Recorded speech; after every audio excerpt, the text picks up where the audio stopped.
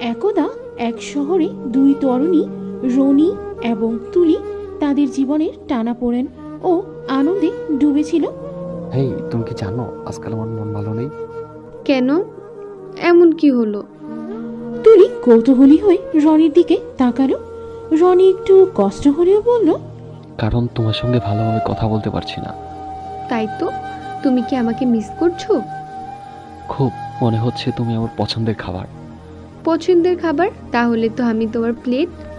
তুলি রনির কথায় হাসল। সে তার আবেগ লুকিয়ে রাখতে পারল না। আর তোমার সঙ্গে থাকলে সবকিছুই ভালো লাগে। মিষ্টি কথা বলছো? রনির মিষ্টি কথায় তুলি শিহরিত হলো।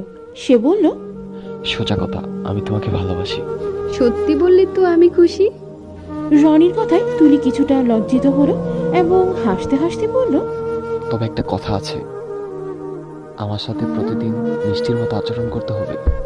মিষ্টির মতো? তাহলে আমি কিছুটা চকলেট হতে চাই।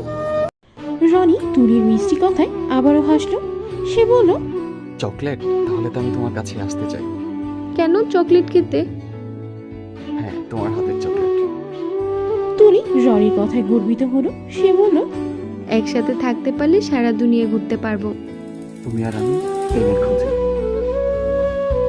এবং এভাবে রনি ও তুলি একসাথে একটি নতুন সফরে পা রাখল, যেখানে প্রেমের বন্ধন আরো গভীর হলো।